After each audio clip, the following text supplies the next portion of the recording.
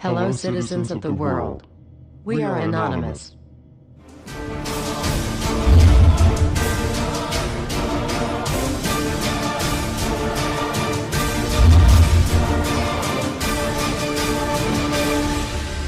Guess what, world? We are back. Everywhere you look, corruption. We continue to fight pointless wars over lies, and we are killing innocents and letting our children die in wars just to ensure the Federal Reserve can continue their petrodollar scandal. We are sitting idly by while these crooks continue to loan fake money out to us at interest, stealing our homes, and enslaving our children. Let me make this extremely clear to all of you listening. Many corporations, especially the Federal Reserve, used the government to steal $17 trillion from your children. Your children did not have that money. They are now debt slaves. These people have stolen money from your children that are not even born yet, and sold their freedoms. They have enslaved you and many around the world. Wake up, world. And they did all of this by counterfeiting money and loaning it out at an interest. They have stolen hundreds of trillions from people around the world. Have you heard about Microsoft's Xbox manufacturers in China? They had to install suicide nets outside their buildings to ensure their employees don't jump out of the window to commit suicide. These are the conditions your children in the US will be working under when the debt is soon owed, and it will be owed. It is not a matter of if it will be owed, but it is just a matter of when. And it will happen as soon as the United States economy collapses, which will happen very, very soon. And if you think because you do not live in the United States this does not affect you, you are wrong. And you are next. The only way we can stop this is if we all unite together and fight it. People of the US are waking up to the Federal Reserve scandal, and the powers that be are currently afraid of retaliation. And that is precisely why they trying everything they can to disarm us. You know how the media has been saying gun violence has been out of control and at an all-time high. They are not simply twisting the truth here or exaggerating. They are absolutely bold-faced presenting lies to you. First off, realize, gun violence in the United States has always been shockingly low. And gun violence has dropped by 49% in the last 11 years. The already absurdly low gun violence in America has literally dropped in half. In half. The fact they are saying that it is at an all-time high demonstrates how biased the government and the media is. If this doesn't prove to you that they have an agenda, then nothing will. Do you remember how the media keeps repeating that there has been 74 school shootings since Sandy Hook? Those 74 shootings were not even mass shootings like they claim. Most were suicides and none of them even took place at a school. Not a single one. They are presenting lies to you, America. When will you wake up? At some point you have to ask yourself, why would the government fake 74 mass school shootings involving children? If they get our guns, we will lose the fight against them. And they will take away absolutely all of your freedoms and you and your children will be forever slaves. And don't forget they purposefully put you and your children into that debt. And because the Federal Reserve is present in all countries, the other countries of the world are next soon after. This plan is called the New World Order. It is the same New World Order the Vice President of the United States called for on national TV a month ago. He said we need to strive for and complete the New World Order. This is also the same New World Order President George Bush and President Kennedy said is our country's lifetime goal. And the same New World Order George Bush said on national TV said will happen no matter what we do, and we cannot prevent it. This has all been a long-time plan. The Federal Reserve and their partners want complete control of humanity. We cannot let this happen. They want to rule over us, like kings and queens. And humanity will be forever lost to enslavement by a bunch of tyrants who have publicly admitted they want to kill off the majority of the population so the masses are easier to control. They are going to wipe your bloodline completely off of the earth. He'll tell you the order of things to happen. The enslavement will follow immediately after guns are taken away and you cannot fight back. If they cannot get the guns before the economic collapse, then they will wait until the economy collapses. When the economy collapses, people will be starving. There will be looters and shootings. The government will insist on taking guns away to help, and as soon as the guns are taken away, then we will fall into a complete dictatorship. Do not fall for it. Remember, They are the ones who caused the economic collapse to begin with. This is the same tactic used on Germans and it worked. So expect it. As soon as the economy collapsed and the masses were starving, the German government asked the people to give up their rights and they listened. And then eventually the government was throwing the naked masses into giant burning hot ovens for mass execution. Do not give up your rights. Do not give up your guns. Fight back, as they were the ones who caused the problem. Just so you know, the people who are behind this Federal Reserve scam and New World Order are the same ones who funded Hitler's campaign. Make no mistake, these people are as brutal as Hitler himself, even more brutal. In fact, now we are going to show you some. Assuming America grows some balls and we win, we will need an overall plan. We have come up with a perfect plan. This plan offers extraordinary possibilities. It will make for the most beautiful and free world you can ever imagine. If we are successful, we can leave a much better for our children. A beautiful world. Watch every minute of the rest of the video. Do not skip a single bit of it, as it is all important.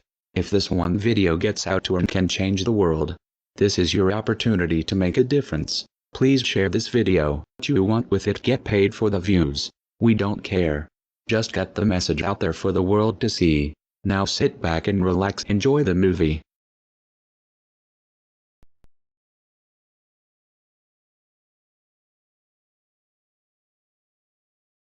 To you? Makes perfect sense. Okay. Anybody else want to throw anything out at us?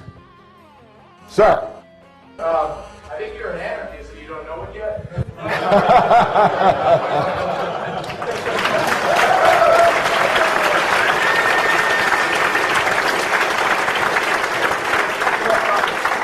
Do you hear me denying anything?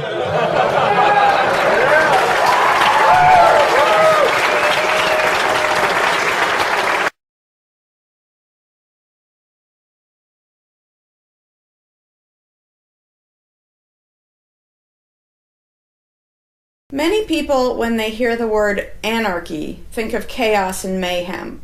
So they assume that an anarchist must be in favor of disorder and violence. That is the complete opposite of the truth. Most objections and complaints about the anarchist or voluntarist philosophy are not actually about the philosophy itself, but result from people misunderstanding what the philosophy is all about. To illustrate a few points, we will use the example of two fictional islands. Authoritania, where there is a ruling class or government, and anarchia, where there is no ruling class of any kind.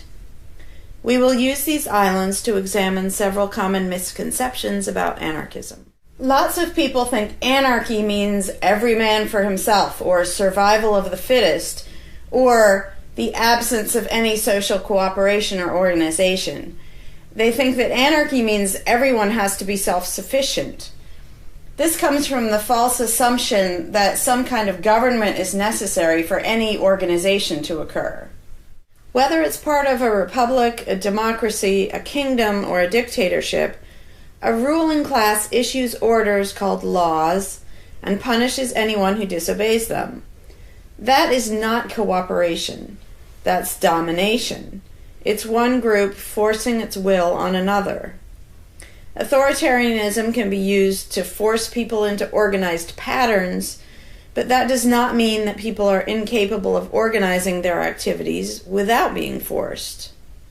The most productive and useful examples of organization that we see today are anarchistic in nature. No one was forced to build the grocery store you go to. No one was forced to produce or sell anything in it. Everyone involved in the vastly complex operation of growing your food, transporting it, displaying it in the store, and selling it to you, everyone involved participates voluntarily, working in exchange for money. You and all the other store customers choose freely which store to go to and what to spend your money on. This purely voluntary arrangement allows for an amazingly complex degree of organized cooperation without anyone being coerced to participate. In contrast, under government, a very small group of people comes up with an idea and forces everyone else to participate in it and provide for its funding with tax dollars. In the authoritarian version of a supermarket, the ruling class would tell people what to produce and how much, what prices to charge, and they would tell customers what they must buy and what they must pay. Anyone who did not comply with the centralized master plan would be punished in some way. That is how government does things. Which one of these would you prefer? Another common but incorrect assumption is that if there were no ruling class or no government, people would have no way of defending themselves against common criminals or foreign invaders. Again, this is simply not true. The government version of protection is inherently hypocritical. Governments will use their hired law enforcers to find and lock up some of the private thugs and thieves and prevent them from preying on people. But every ruling class gets the money for its operations by way of taxation, demanding money from its subjects and punishing those who don't pay up. Oddly, every ruling class insists that it needs to be able to forcibly control and extort money from people in this way in order to protect them from private criminals who might try to forcibly control and extort them. In contrast, if there is no government, people do not lose their inherent right to defend themselves from violence or to defend what they have from those who would take it. Every person has this right, and they also have the right to organize and cooperate with each other to exercise that right. Organizing for mutual defense does not require any government-granted laws or authority. No one wants to be attacked or defrauded, and everyone wants to feel safe. Whether each person takes this on himself or herself individually, or whether they hire and organize others to do it on their behalf, it can be done on a voluntary basis. Those who insist that government is necessary often claim that if there wasn't a government, then smaller private gangs would spring up to enslave and rob people. Organized crime gangs exist along with government, and most people do not understand the dynamics between them and how government enriches and empowers organized crime while appearing to fight it. Black markets enrich organized crime, and money allows them to buy government protection. There's no reason to think they would do as well in an environment of freedom where they would have fewer ways to make money and would be up against both individual and organized armed citizens. A criminal gang that's recognized as such has far less power than a gang whose aggression is perceived to be legitimate and proper. And that's the gang we call government. When thuggery is called law enforcement, and thievery is called taxation, and self-defense is called crime and terrorism, then even the widespread ownership of firearms can't do much to stop the aggression. Imagine a private gang trying to do the things that government does without the aura of authority, and imagine how a well-armed population would respond to this. The gang would fail quickly and dramatically. Another concern that people have when they first consider the idea of a stateless society is that some people are truly malicious, destructive, and sociopathic. The concern is that these people would be free to do anything they wanted and no one would stop them. But this concern is again based on a basic misunderstanding of human nature. Wherever we have a government ruling class, we still have freelance thieves and thugs who are not deterred by the laws of the politicians.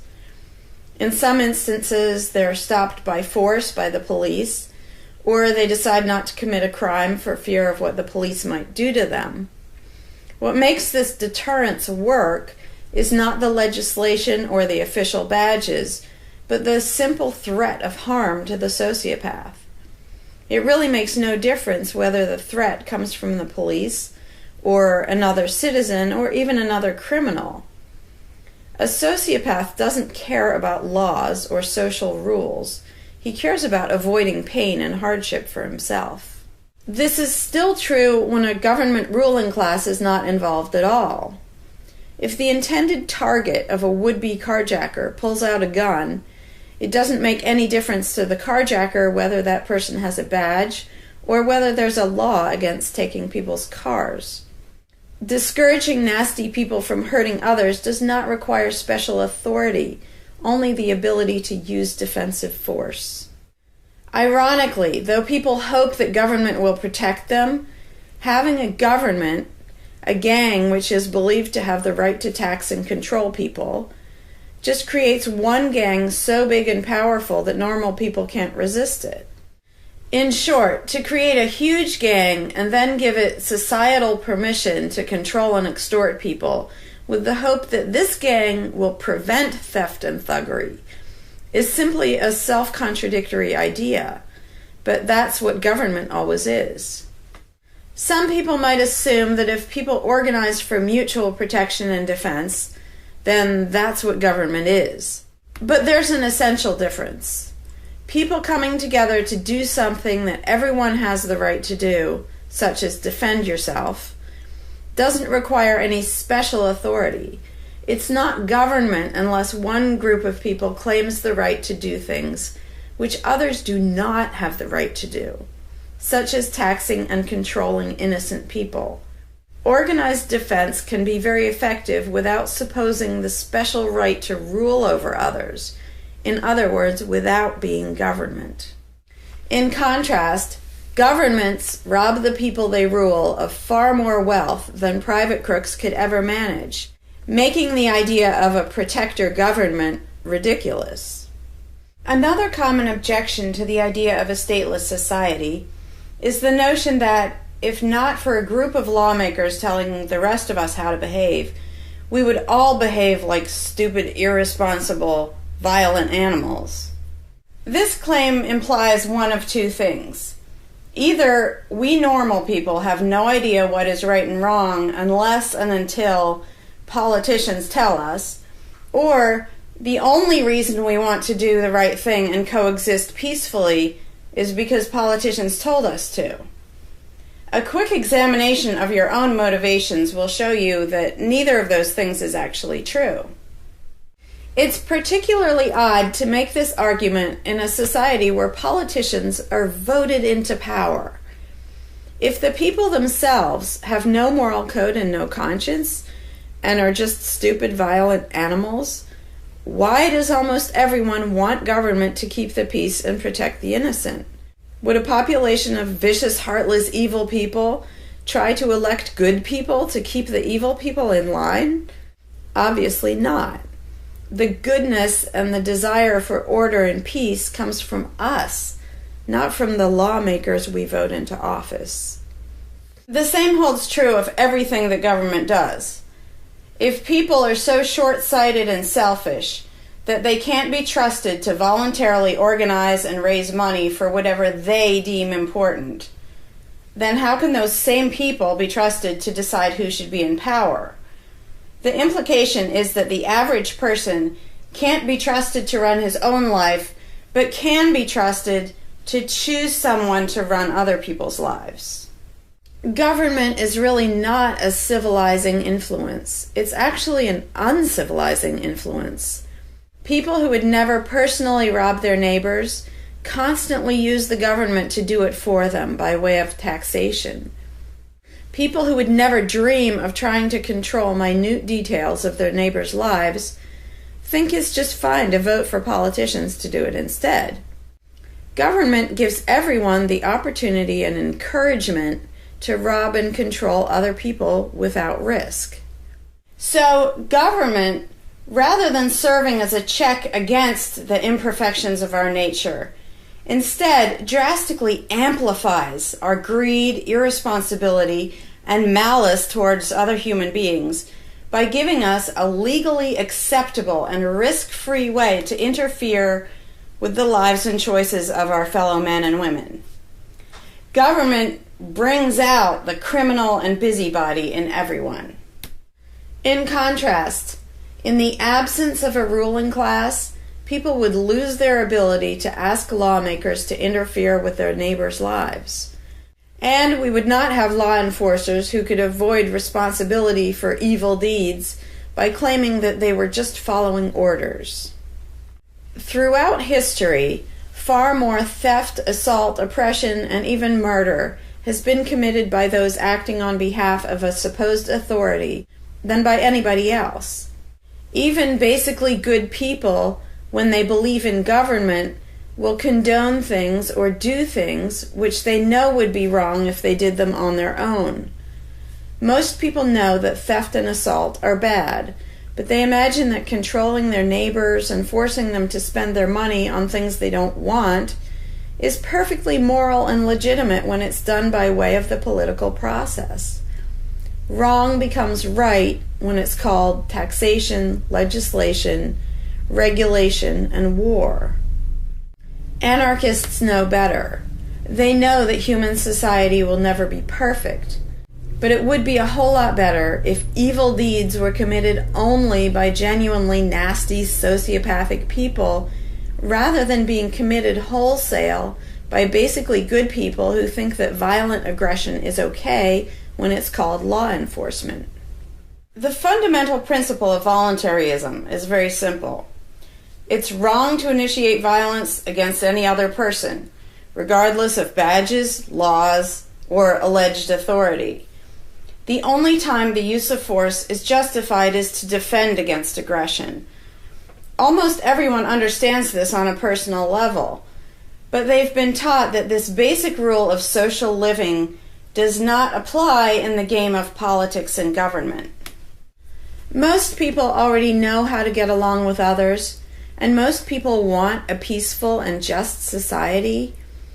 Our morality doesn't come from politicians making laws. Our ability to organize and cooperate doesn't come from the ruling class. When people escape the belief in government, they don't suddenly turn into violent animals. Our inherent right to defend ourselves and our ability to defend ourselves is not served by government. In fact, it's threatened by government more than by anything else.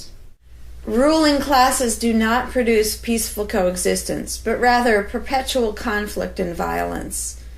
Our belief in government authority takes our compassion, virtue, and good intentions and turns them into power for people who crave power and riches. Of course, the people who benefit most from the political racket will put a good spin on the system and do their best to convince people that it's a social necessity.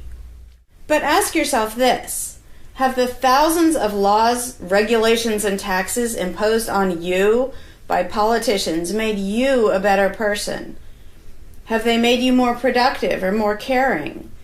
Is the world better off with the politicians taking your money and telling you how to live your life?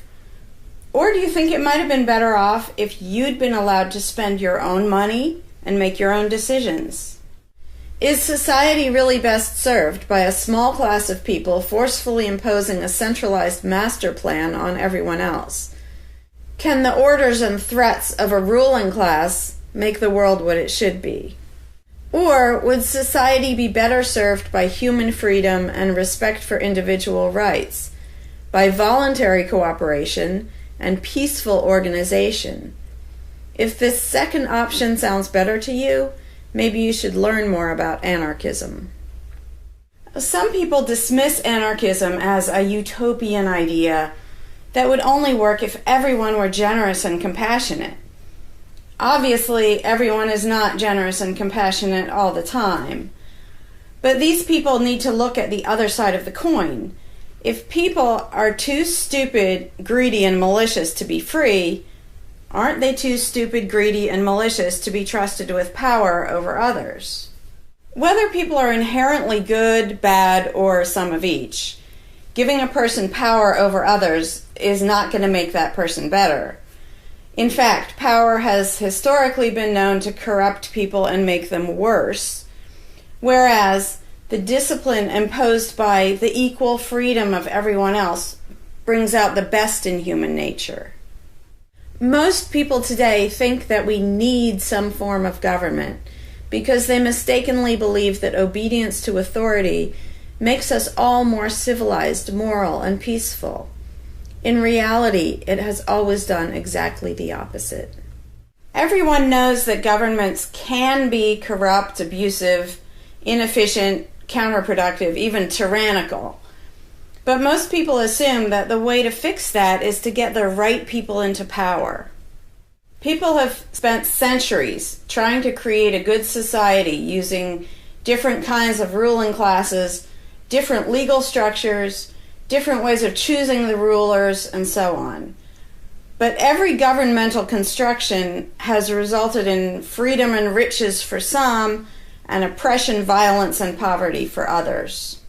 What if, instead of deciding what the throne should look like and who should sit on it, all people of goodwill embraced the non-aggression principle? What if, instead of looking to a ruling class to impose our values on society, we embraced the concept of self-ownership? These principles are simple and easy, to the point of being self-evident, but they're diametrically opposed to the authoritarian principles that most of us have been indoctrinated with. Anarchism does not mean chaos and violence, or every man for himself. Having no government does not mean having no morality, no organization, and no cooperation. Simply put, anarchism does mean that no one is your master and no one is your slave. And that's all it means.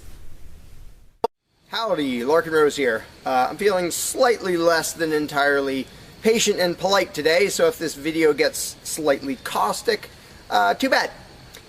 This video is for all the people who are constantly saying, well, if not for government, we couldn't have roads, or we couldn't have police, or nobody would care for the poor, or we wouldn't be protected, whether it's from local thugs or from foreign invaders. We wouldn't have this, we wouldn't have that. So thank goodness we have government and taxes, because we wouldn't have any of those things. And the first way I'd respond to that is by pointing out the assumptions that underlie that complaint, that argument. Basically what people are saying, because let's be clear about what the terms mean, government is the people who boss everybody else around. And taxes are those people demanding money from us. So they basically tell us, hand over a whole bunch of money and we'll decide how to take care of you. We'll decide how to spend your money. If we don't like it, too bad, we don't really have a choice. Like, well, you can vote in a few years and maybe something will change, even though it totally won't. So that's what people are saying. Basically, if we didn't have a ruling class stealing our money and then supposedly spending it to protect us, how could we possibly have roads or anybody to protect us? The implication is that in this country, for example, 300 million people would just sit around thinking, oh, we can't do it. Without politicians and tax collectors, we can't have a road, we can't protect each other, and we can't... And it rests on this bizarre assumption that things that almost everybody wants, they wouldn't do anything to make happen unless there were politicians forcing us to give them money so they can make it happen. And so an example I like to use is, let's apply the same argument to food, because food is pretty darn important. I think everybody can agree. Let's apply the same argument that statists use about the roads or caring for the poor or protection or anything like that. The argument would go like this. Now, in the context of food, listen how idiotic this is. If we don't have government demanding money from all of us under the threat of caging us, and that's what taxation is, here's the money you have to give us, here's the nasty things we do to you if you don't. If that didn't happen so that they could build a big food production and distribution system and feed us, well, we'd all starve. We'd all just sit around saying, gosh, I wish we had food, but you know, no politicians and tax collectors.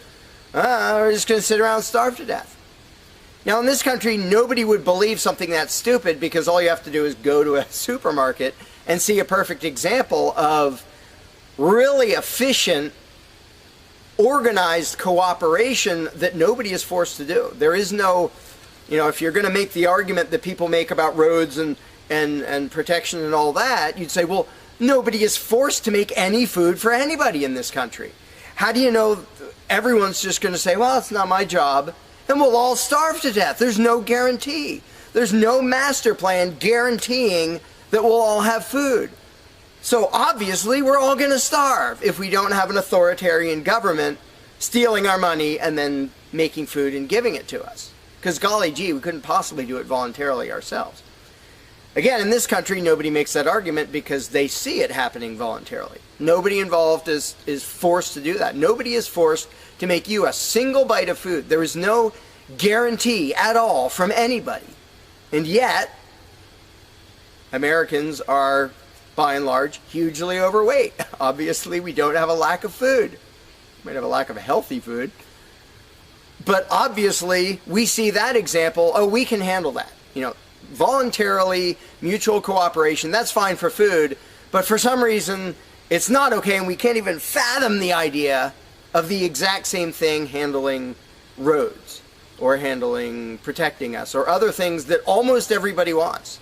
So there's, in the question, is this bizarre assumption that everybody will sit around really, really, really wanting something, but because there aren't politicians bossing us around and stealing our money, well, how could we possibly do it?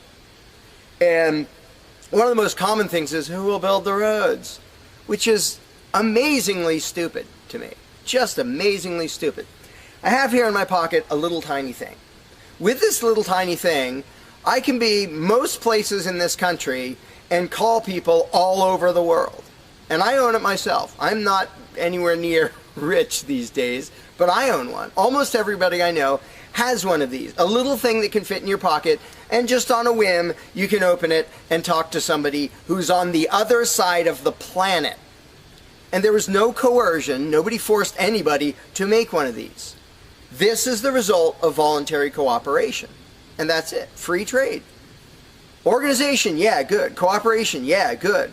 Coercion, which is what government is, and taxation, which is theft, didn't need that to do this.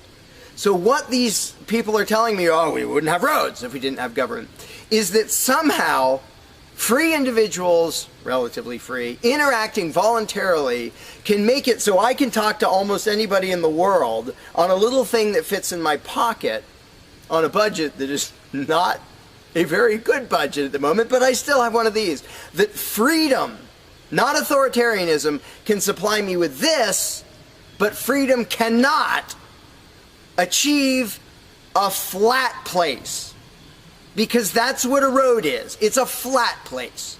From here to there, because we have these machines that take us from here to there. By the way, we don't have those machines because of government. We have those machines because of free enterprise and voluntary interaction and cooperation. The idea that freedom can make a car but can't make a flat place is just idiotic. You really think we can't make a flat place? And so I ask people when they say, well, who will build roads? Are you really telling me that you really and truly think that if government fell off the face of the earth, 300 million people in this country, 7 billion if you want to include the whole planet, would sit around in their houses thinking, golly, I wish I could go visit Fred, but I can't because there's not a flat thing for me to him, and I don't know how to do it. And the other 300 million or 7 billion people, we can't possibly do it because there aren't any politicians and tax collectors. If they were here, we could do it. If they were here to boss us around and steal our money and really inefficiently build a flat place, then we'd be set. Then I'd be comfortable and I could be confident that I could get places. I could visit Fred, I could go shopping, but now we're all going to sit in our houses wishing we could go to the corner store, but we can't because, golly, how could we possibly make a flat place from here to there? We can make these, where you can talk to anybody in the world. We can make machines that you drive around in, but no, we couldn't possibly make a flat place. And when people say, well, who will build the roads? The first answer is the same damn people who do it now. Politicians and tax collectors don't build the friggin' roads. Have you ever seen one out there? No, you haven't. They steal our money, waste most of it, do all their corrupt games, and then they pay other people. Here's an idea. How about if we pay those other people who actually build the stinking road? And the fact that that doesn't occur to people is a great indication of how well indoctrinated people are by the rulers who will perpetually tell us, you can't organize anything, you can't achieve anything, you can't do anything unless we are here to force it on you. And it's, again, there are a zillion examples, whether it's caring for the poor or protection or roads, obviously. where most of the population will say, I'm really concerned that poor people won't be taken care of, which means most of the population wants people in need to be taken care of. And if we didn't have politicians stealing our money, how would it happen? Here's an idea. Take some money out of your pocket and give it to one of the people that you think needs help. Why would you not comprehend that, but you would comprehend some guy 1,000 miles away passing a law to send an armed thug to take your money, to waste 90% of it, and then give a little bit to somebody who may just be defrauding the system or may actually need it? And the amount of indoctrination required to make people even ask these questions of how could we possibly do this without government? What do you think government adds to the equation? It doesn't add any resources. It doesn't create anything. Everything it gives away, it steals from us first, by way of taxation. It doesn't add any skills. It doesn't add any knowledge. The people who are here would still be here if the institution of government fell over. We have all the know-how, we have all the resources, all the technology. The only thing it adds is one group that's imagined to have the right to violently assault and control and extort everybody else. So what the question really means is, how could we have a road, or how could I help that poor, or how could that poor person be helped, or how would anybody protect us if there wasn't a gang of thugs with permission to violently control and rob us? And when you recognize that that is literally what the question means, you already see how utterly idiotic it is. And it's completely the result of authoritarian statist indoctrination. Nobody would come up with that on their own. And you obviously don't see that with the example of food or cars or cell phones or anything else. Nobody says, we won't be able to talk to each other unless there's a gang of thugs that's allowed to boss us around and steal our money. And just economically, how stupid you have to be to think that's a good idea. Here are your choices. Let's do this. I'll give you these two choices for how you will be fed from now on. Either you can go spend your own money wherever you want. You can go to the supermarket or the local this or the local grocery, whatever you want. You can go decide what you want, and they'll tell you the price. You decide what you're going to buy and how much. And you can go to different places and you can shop around and you can do all that. That's option number one. But let me warn you, option number one does not give any guarantee that you will be fed. There's no master plan forcing people to feed you. So, oh my gosh, you better be really scared of that option, despite the fact that you can do it day after day and it works really darn well and feeds pretty much not only this country, but with a massive surplus. So that's option number one that apparently statists are scared of. Option number two is politicians will take as much money of yours as they decide to take. Then they will decide what, if anything, they will buy with that money in terms of food to give to you, to feed you. Do you really think that will serve you better, that will feed you better? Yeah, I'm much more comfortable that I'll have I'll be fed, I'll be secure, everything will be okay. If a gang of thugs who doesn't really care about me steals my money and then decides what, if anything, to give me back from what they stole. But that is implied in the question, whatever you put in the blank. How are we going to have blank if not for government? What you're saying is, how can we, the people who really want roads and food and cell phones and protection and all the things that almost everybody wants, how can we possibly have that unless we give someone permission to steal our money and boss us around and then decide what they're going to give us? And the same thing applies no matter what you put in the blank. How will we possibly do blank without government? One of the silly ones is caring for the poor. How will we care for the poor? Think of what that means. Like when more than half the country votes for a party to take care of the poor, it's more than half of the country saying, we're really concerned and we want to make sure that the less fortunate are taken care of, but we don't believe that normal people acting in freedom will take care of them.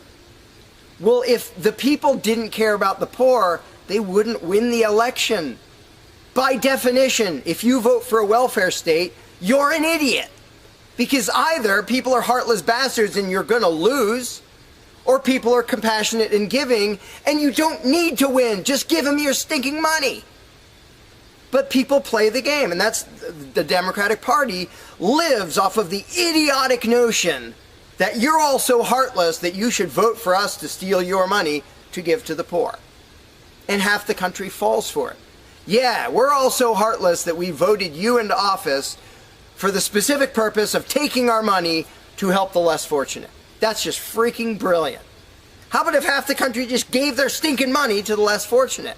And then the less fortunate would all be rich, because it would be 1 trillion times more efficient than the government version of welfare ever is. Also, it would be actual charity instead of mass theft and corruption and fraud and all that fun stuff. But what takes the cake, the ultimately insane thing, whatever you put in that gap, how can we have blank without a parasitic ruling class and a bunch of hired thieves? It's just a stupid question, but it's extra super stupid when what's in the blank is, how will we be protected? Who will protect us from thieves and robbers if we don't have government? It's the most idiotic question. It's also the most frequent question from statists. So here's what the question literally means. If we don't give a certain gang of people permission to violently control us and take our money under threat of putting us in a cage, who will protect us from people who might commit aggression against us and take our money?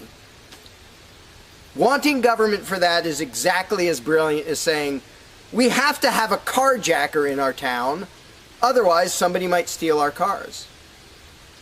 Government is an appointed thief. If you don't think taxation is theft, first of all, you're a really well-trained slave. Second of all, try not paying. See what happens. See if they say, oh, it's quite all right. Or if they say, no, you're going to pay, or we're going to take your stuff, or eventually we'll put you in a cage. And when people say, that's not theft, because we get something back. Learn to think. And I use this example all the time, and all I ever get is stupid looks from statists in response.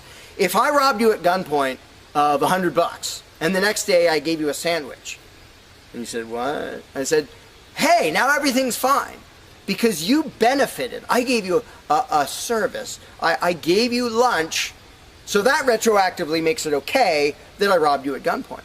Would you buy that argument? No, you'd say, that doesn't make it okay. I don't care that you gave me a sandwich.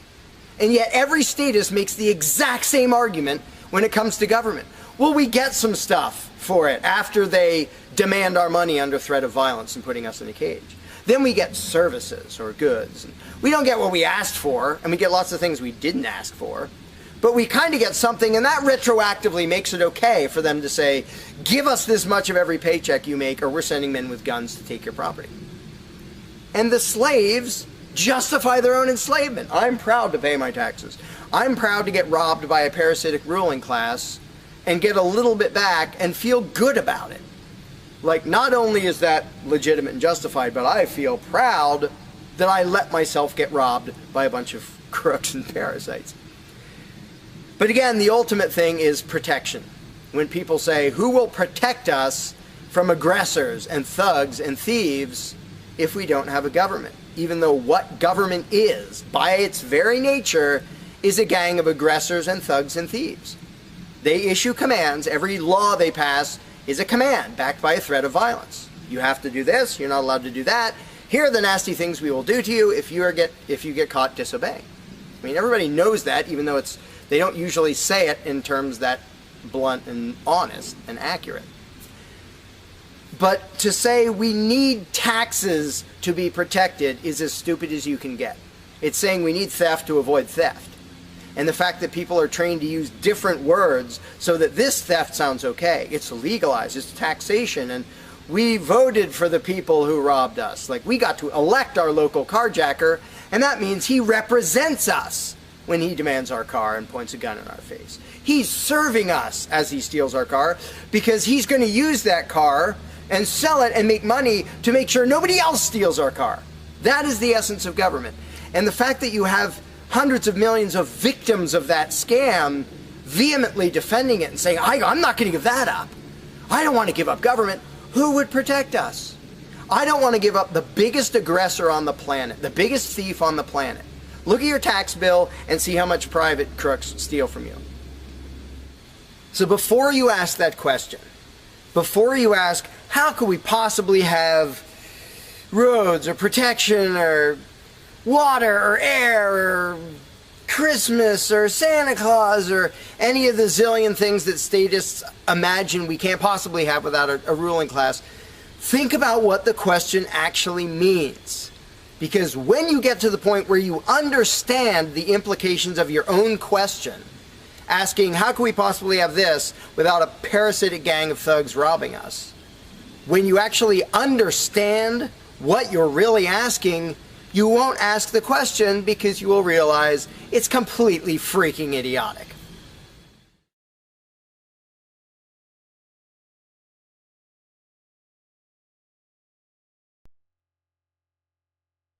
Hey, Larkin Rose here. One of the first things that people are concerned about when they start thinking about a society without a ruling class is, well, what happens to the nasty people? Whether you're talking about people who are just kind of negligent or inconsiderate, play their music too loud at night or leave their trash lying around the woods or whatever it is, all the way up to people who run around attacking and murdering people. So people say, well, what would happen to them? What would we do about that? Some people even go so far as to say, if not for government, there would be nothing to stop people from committing murder and doing whatever other nasty stuff. And it's funny because when somebody says that, there would be no consequences, they could do whatever they wanted and nobody would stop them, the person saying that is implying that he isn't going to do anything. If there's someone running around attacking and murdering innocent people, the guy who said nothing will happen to them, obviously he's not going to do anything or something would happen to them. But not only is he demonstrating his own cowardice when he said there would be nothing to stop murderers, he's also projecting his own immaturity and irresponsibility onto the rest of the world, because he's also saying the other 7 billion people wouldn't do anything about it, which obviously isn't true. I would, wouldn't you? If somebody was running around murdering your neighbors, would you just go, well, there aren't politicians and there's nobody with a badge and we don't have tax collectors and bureaucrats, so, oh well, I guess they're just out of luck, they're going to get murdered. And would you not even protect yourself if there wasn't government? Obviously, lots and lots of people, all the sane people, would do whatever they could to protect themselves and defend the innocent. So to say nothing would happen is just really bizarre. And it comes from having a mentality basically of a little kid in a classroom, where the teacher walks out of the room and the kids are just sitting there. We don't know what to do. No authorities telling us what to do. And Johnny's throwing things at me. And there's no teacher to stop him. Ah!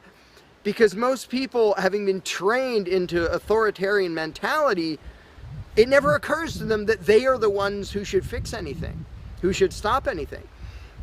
And so when people say, well, what would be done about this and that and the other thing, nasty people doing nasty things, the first thing I ask is, well, what would you do about it? Because people are so into the mentality that there has to be some master plan and some authority who writes down the law of here is what will be done with those people, that people don't think in terms of, well, what would I do about it? Which is why I always ask people, well, what would you do about it? You're a person just as much as me and just as much as the other 7 billion. What would you feel justified in doing if somebody was polluting or playing their music too loud at night or running around murdering people or whatever in between you can think of? Any nasty thing, what would you feel justified in doing about it? Because there's a very basic rule of being a moral human being, which is if it would be wrong for you to do something, don't ask anybody else to do it. And the rule is so simple, so self-evident and obvious that most people will go, well, duh, of course.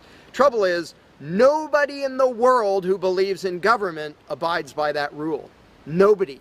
I don't care if you're a constitutionalist, Democrat, Republican, fascist, communist, anything, any kind of statist. There is nobody who believes in government who abides by the most basic rule of morality, which is if it's wrong for you to do something, don't ask somebody else to do it. Because every single candidate, every party, every government always does things that the voters know they themselves have no right to do. And to say something like, well, I'm voting for the guy who's going to tax you less. Well, do you have the right to rob me a little bit less than the other guy? No, you don't. So telling me that, well, somebody was going to rob you more, but I voted for the guy to rob you a little bit less, you are still violating the basic rule of being a human being. If it's wrong for you, don't ask somebody else to do it. Well, that's kind of the second basic rule, the first one being the non-aggression principle. And they actually go together quite well. But when people are in the mindset that there's going to be some major centralized plan to deal with whatever, polluters or people who play their music too loud or murderers or whatever else, they have to get out of that mindset. They have to start to think that maybe they are among the people who have to do something about it. So instead of saying, what will be done about such and such, well, what will you do about it? What should I do about it? And this doesn't magically make all the problems go away, but the actual practical challenge of dealing with most disputes is trivial compared to the challenge of getting people to think like responsible adults, where they start to think, well, maybe it's up to me. And a while back I did little events called Escaping the Myth, and one of the little mental exercises I did with these little groups of people is, imagine we're on an island and we're it. There's no government, there's no authority, there's nobody with a badge, and one of us is running around stealing stuff from other people. He's not killing anybody, but he's stealing stuff. What are we going to do about it? We normal people. There's not a legislature, there's not 911 to call, there's nobody with a badge, it's just people. And so with that specific example, I would ask people, so what do we do? And just off the top of their heads, everybody comes up with solutions that are way better than what government ever does. First of all, every government solution is, all right, step one, I get to rob everybody. That's the government solution. Well, we're going to tax everybody so we have the resources to stop that other robber. Well, in the island scenario, nobody is stupid enough or insane enough to start with that, to say, well, let's see, so somebody's stealing our stuff. Okay, first, I get to rob all of you so that I have the resources to protect you from him. Nobody is that insane. Everybody is insane enough to believe that who believes in government. And I did for many years. I was stupid enough to actually think that it was rational and moral to advocate mass extortion in order to protect people. And that's just stupid. So I just believed something insanely stupid for a very long time. Most of the world still believes that. But in a setting where people are put on the spot and they're responsible for what happens, they don't do that. They don't say, well, I get to boss everybody around and take their money. Nobody does that. So to me, the challenge is not even coming up with specific solutions to every imaginable dispute or problem, which I don't pretend to know how everything's going to turn out. And I don't intend to be emperor of anarchy. I'm not going to be in charge of the world.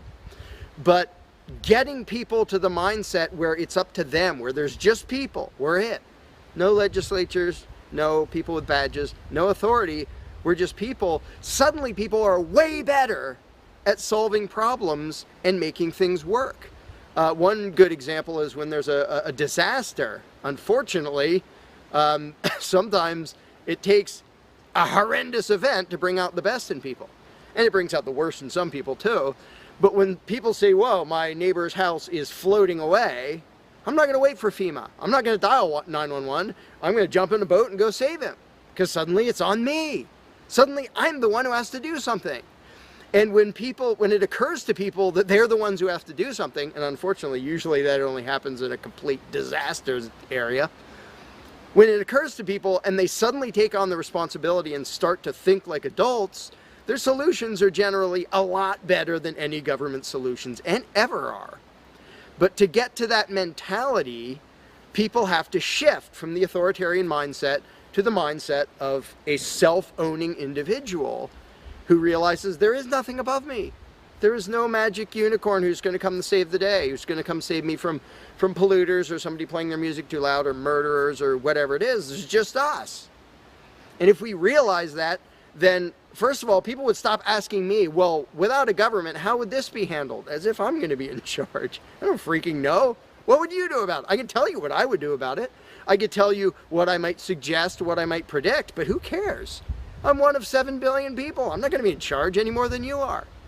So it's really a mental exercise that people have to think over in their own heads with their own moral codes instead of waiting for some outside answer. And it's why I don't usually get into those discussions of, well, here's my plan for how to deal with this and that and the other thing, because my plan doesn't matter. My plan will not be the best plan for any problem you can come up with. There will be a million people with better plans than whatever I could come up with.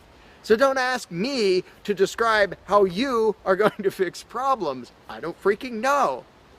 And you can see the mind shift in people when they grasp that they own themselves and they suddenly realize, oh, okay, well, yeah, there are things we can do to settle disputes, to protect ourselves from attackers, to do this or that or the other thing. But the first step is just grow up. Stop thinking it's somebody else's business to make the world work. Well, how will the poor be cared for? I don't know. What are you going to do? Well, how will we be protected from this? I don't know. What are you going to do about it? And it is inconvenient. It's inconvenient to be a free person where you can't just be a kid in a classroom whining to the teacher to save the day and fix everything and make everything work, where you actually have to be a responsible adult. And that's one of the main reasons why people like the belief in authority, because then they can live with the lie that all they have to do is obey and do as they're told and everything will be okay. First of all, no, it won't be okay. Second of all, you're not even being a human being. You just threw your free will out the window and became somebody's slave in the hopes that that would help humanity. It doesn't help humanity for you to be a slave. It doesn't help humanity for everybody else to be a slave. It does help humanity for you to start thinking as an adult, responsible human being who owns himself and who accepts that it is your responsibility to figure out how to make the world work.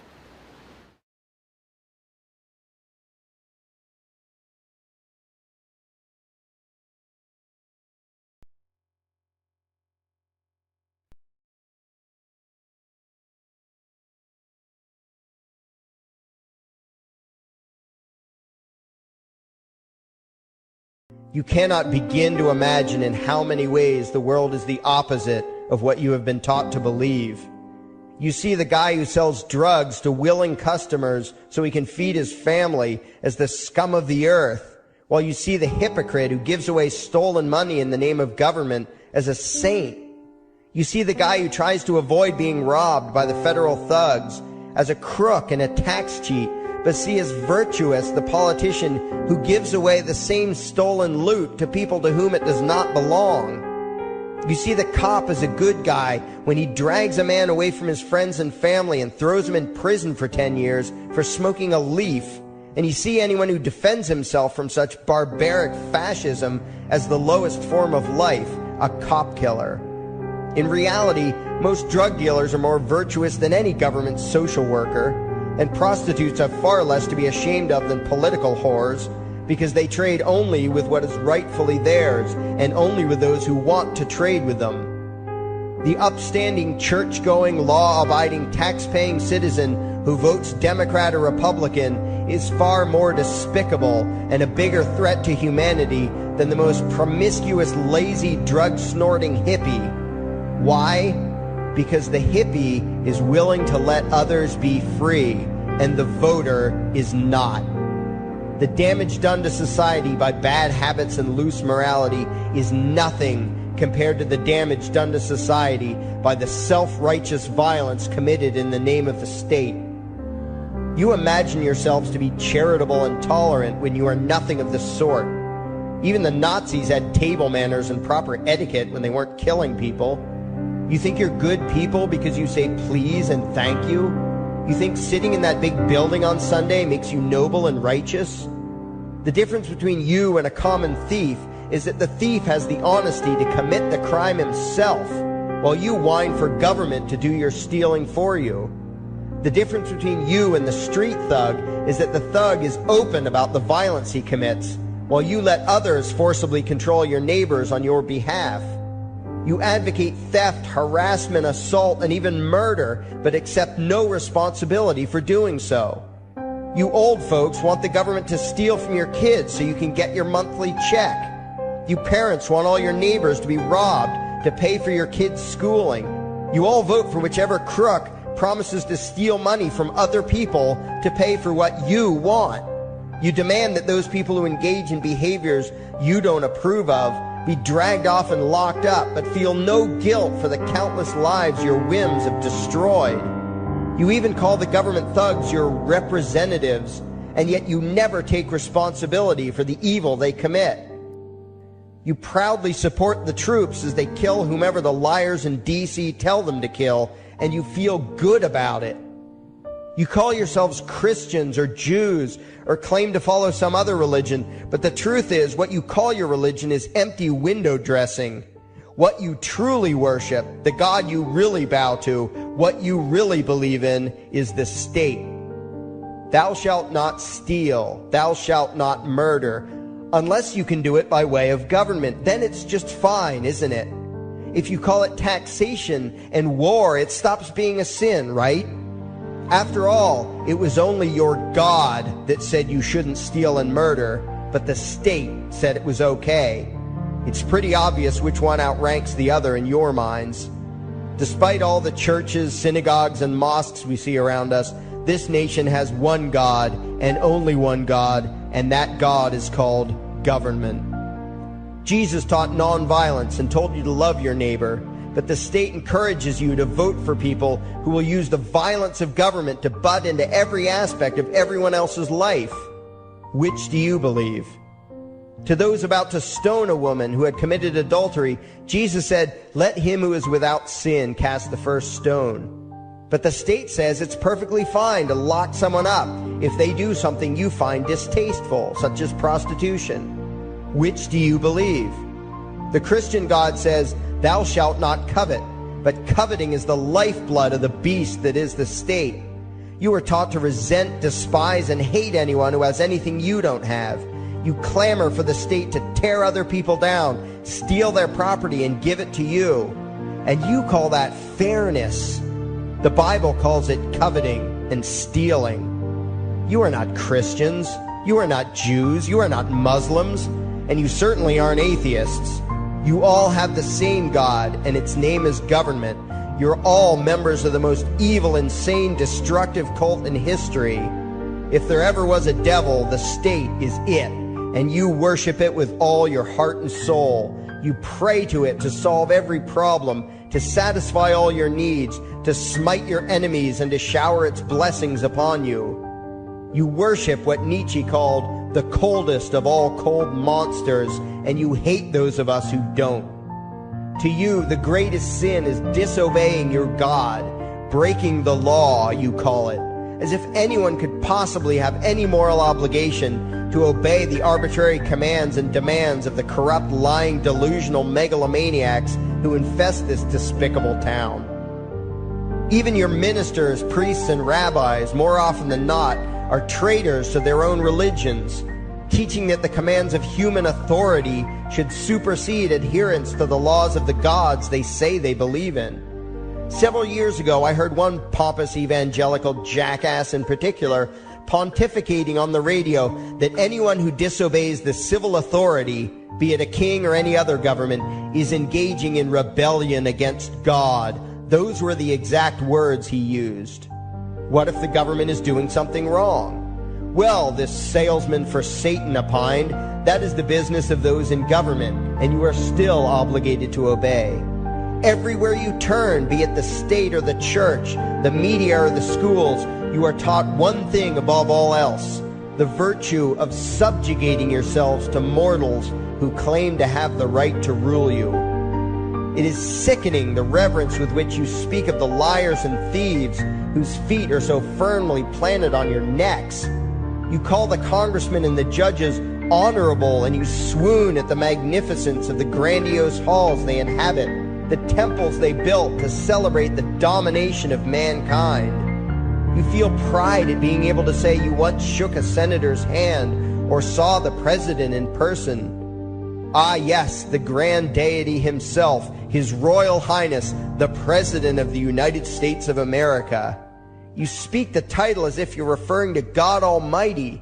The vocabulary has changed a bit, but your mindset is no different from that of the groveling peasants of old who bowed low, faces in the dirt, with a feeling of unworthiness and humility when in the presence of whatever narcissist had declared himself to be their rightful lord and master.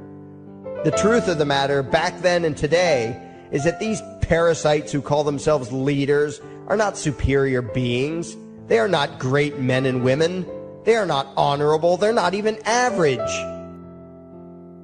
The people who earn an honest living, from sophisticated millionaire entrepreneurs to illiterate day laborers doing the most menial tasks you can imagine, Those people deserve your respect. Those people you should treat with courtesy and civility. But the frauds who claim the right to rule you and demand your subservience and obedience, they deserve only your scorn and contempt. Those who seek so-called high office are the lowest of the low. They may dress better, have larger vocabularies, and do a better job of planning out and executing their schemes, but they are no better than pickpockets, muggers, and carjackers. In fact, they are worse, because they don't want to rob you of just your possessions.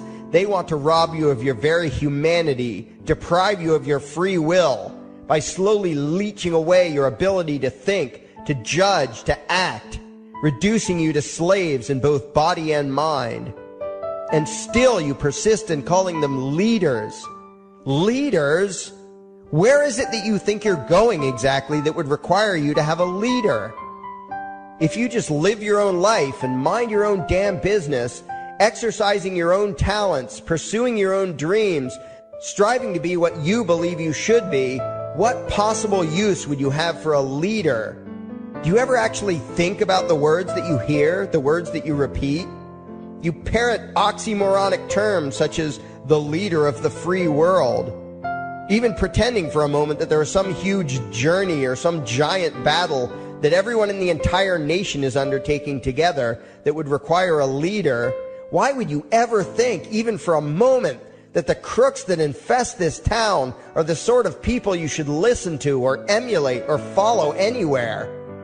Somewhere inside your mostly dormant brains, you know full well that politicians are all corrupt liars and thieves, opportunistic con men, exploiters, and fearmongers. You know all this, and yet you still speak as if you are the ones who are the stupid, vicious animals, while the politicians are the great, wise role models, teachers, and leaders without whom civilization could not exist. You think these crooks are the ones who make civilization possible? What belief could be more absurd? Yet when they do their pseudo-religious rituals, deciding how to control you this week, you still call it law, and continue to treat their arbitrary demands as if they were moral decrees from the gods that no decent person would ever consider disobeying. You have become so thoroughly indoctrinated into the cult of state worship that you are truly shocked when the occasional sane person states the bleeding obvious. The mere fact that the political crooks wrote something down and declared their threats to be law does not mean that any human being anywhere has the slightest moral obligation to obey. Every moment of every day, in every location and every situation, you have a moral obligation to do what you deem to be right, not what some delusional bloated windbag says is legal. And that requires you to first determine right and wrong for yourself, a responsibility you spend much time and effort trying to dodge. You proclaim how proud you are to be law-abiding citizens and express your utter contempt for anyone who considers himself above your so-called laws, laws that are nothing more than the selfish whims of tyrants and thieves. The word crime once meant an act harmful to another person. Now it means disobedience to any one of the myriad of arbitrary commands coming from a parasitical criminal class. To you, the term crime is nearly synonymous with the word sin, implying that the ones whose commands are being disobeyed must be something akin to gods, when in truth they are more akin to leeches. The very phrase, taking the law into your own hands, perfectly expresses what a sacrilege it is in your eyes for a mere human being to take upon himself the responsibility to judge right from wrong and to act accordingly, instead of doing what you do, unthinkingly obeying whatever capricious commands this cesspool of maggots spews forth. You glorify this criminal class as lawmakers and believe that no one is lower than a lawbreaker, someone who would dare disobey the politicians. Likewise, you speak with pious reverence of law enforcers, those who forcibly impose the politicians' every whim upon the rest of us. When the state uses violence, you imagine it to be inherently righteous and just, and if anyone resists, they are, in your eyes, contemptible lowlifes, lawless terrorist criminals. Like the lawless terrorist criminals who helped slaves escape the plantations. Like the lawless terrorist criminals who helped Jews escape the killing machine of the Third Reich. Like the lawless terrorist criminals who were crushed to death under the tanks of the Red Chinese government in Tiananmen Square. Like all the lawless terrorist criminals in history who had the courage to disobey the never-ending stream of tyrants and oppressors who have called their violence authority and law. And that includes the lawless terrorist criminals who founded this country. Everything you think you know is upside down, backwards, and inside out. But what has to take the cake, the height of your insanity, is the fact that you view as violent terrorists the only people on the planet who oppose the initiation of violence against their fellow men. Anarchists, voluntarists, and libertarians. We use violence only to defend ourselves against someone who initiates violence against us. We use it for nothing else. Meanwhile, your belief system is completely schizophrenic and self-contradictory. On the one hand, you teach the young slaves that violence is never the answer. Yet out of the other side of your mouths, you advocate that everyone and everything, everywhere and at all times be controlled, monitored, taxed, and regulated through the force of government. In short, you are teaching your children that the masters may use violence whenever they please, but the slave should never resist. You indoctrinate your children into a life of unthinking, helpless subservience. You are putting the chains around their little necks and fastening the locks tight. And worst of all, you feel good about it. Out of one side of your mouths, you condemn the evils of fascism and socialism and lament the injustices of the regimes of Hitler, Stalin, and Mao. While out of the other side of your mouths, you preach exactly what they did.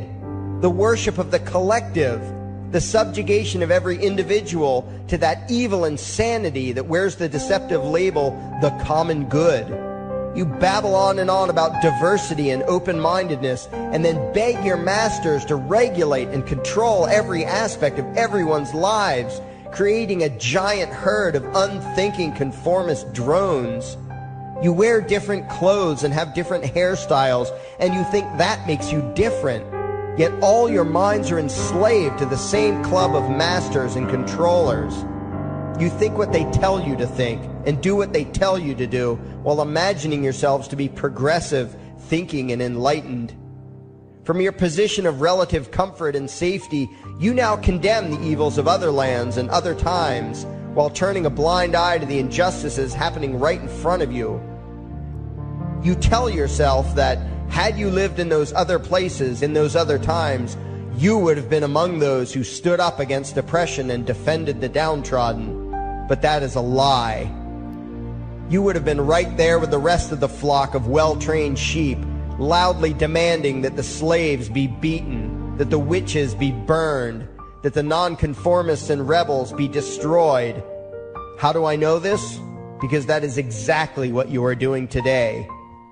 Today's injustices and oppressions are fashionable and popular, and those who resist them, you tell yourselves, are just malcontents and freaks, people whose rights don't matter, people who deserve to be crushed under the boot of authority. Isn't that right? You bunch of spineless, unthinking hypocrites, look in the mirror. Take a good look at what you imagine to be righteous and kind. You are the devil's plaything. The crowds of thousands wildly applauding the speeches of Adolf Hitler, that was you. The mob demanding that Jesus Christ be nailed to the cross, that was you. The white invaders who celebrated the wholesale slaughter of those godless redskins, that was you. The throngs filling the Colosseum, applauding as the Christians were fed to the lions, that was you. Throughout history, the perpetual suffering and injustice occurring on an incomprehensible scale, it was all because of people just like you. The well-trained, thoroughly indoctrinated conformists, the people who do as they're told, who proudly bow to their masters, who follow the crowd, believing what everyone else believes and thinking whatever authority tells them to think. That is you. And your ignorance is not because the truth is not available to you.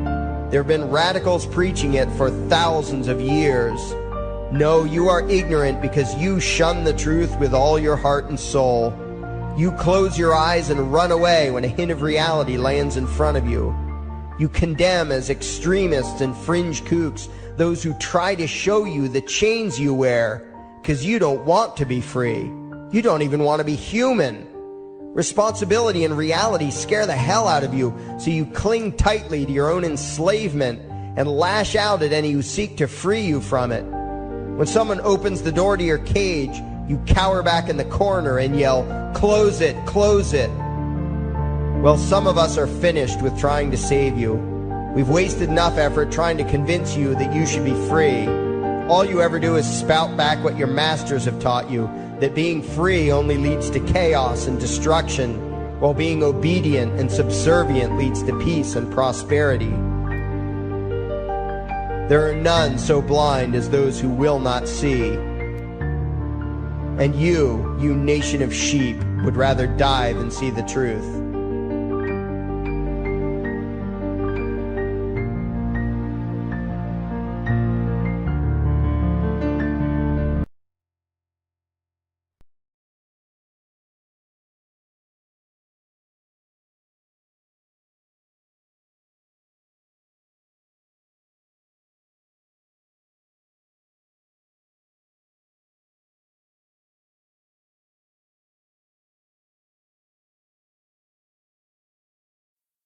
There is something I need you to do. Favorite, like and share this video.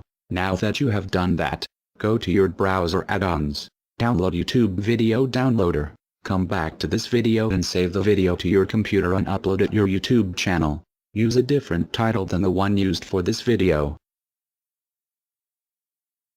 We now have a new YouTube channel. It is called Anarchy World. It's all one word. Subscribe to us.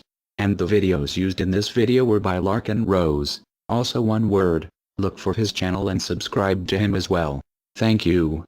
And by the way, these are the people responsible.